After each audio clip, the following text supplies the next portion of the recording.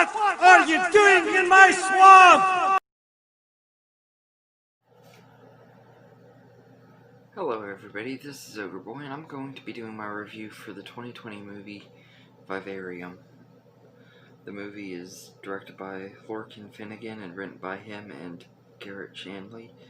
And this movie follows a couple, Tom and Gemma, who are played by Jesse Eisenberg and Imogen Poops, and they are looking to buy a house and everything, and they go to this realtor place, and they meet this guy who is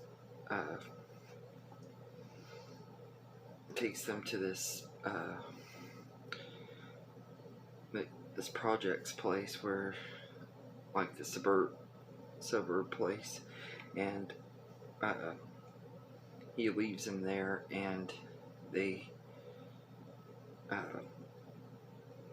try to figure out how to get out of the neighborhood, and every time they try to leave the neighborhood, they just keep coming back to the same house.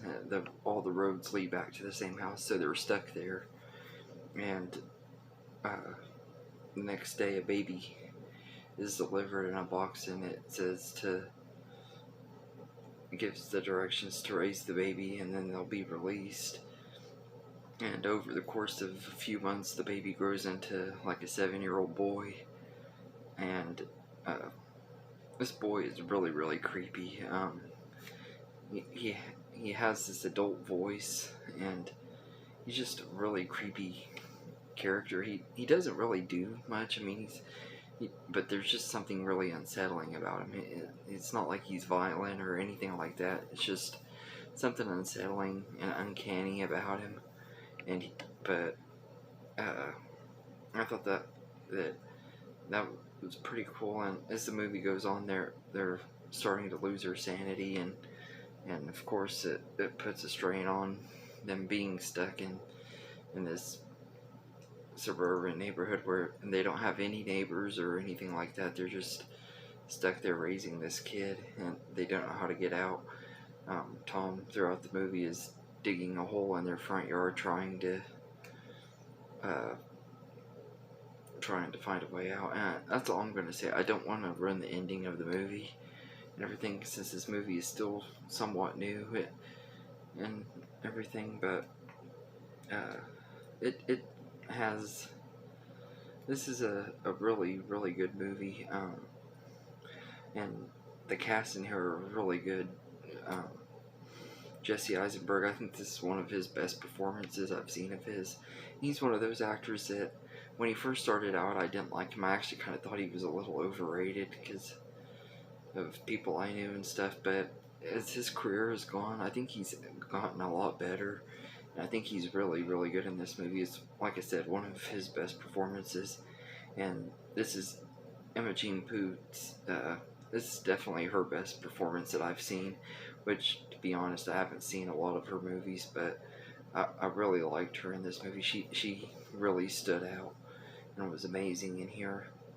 And the two of them have really great chemistry and work really good together.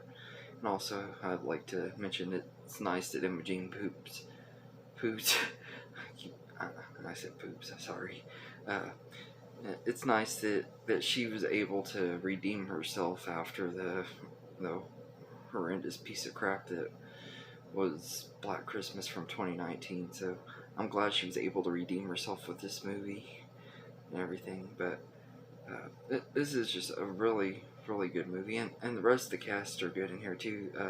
Jonathan Aries plays Martin, who's the guy that takes him to the house, and you can tell right away that something is off about him, and you can tell that they're kind of, well, mainly Tom is like not really wanting to go check the house out. He can tell there's something really weird about this guy, but they still end up doing it. I think that was kind of a dumb decision, one of the dumbest decisions I've seen in a movie in recent years.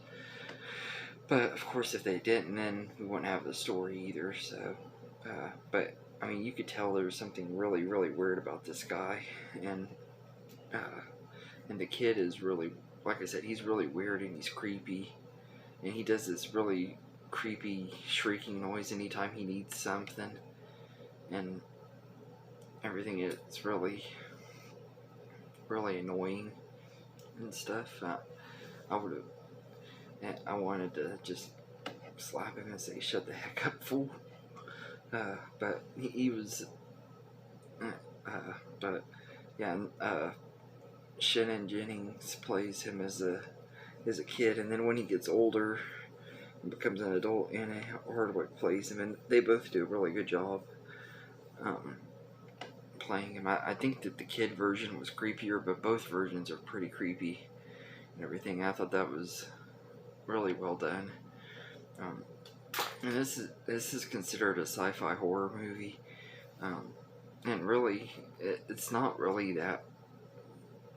God, it doesn't have any of the blood and guts or anything. It doesn't really even rely on jump scares or anything. But there's just something about the entire movie. The atmosphere of it is really eerie, and it just has the entire time it felt creepy and everything, even though there's not a whole lot in here to really make it creepy.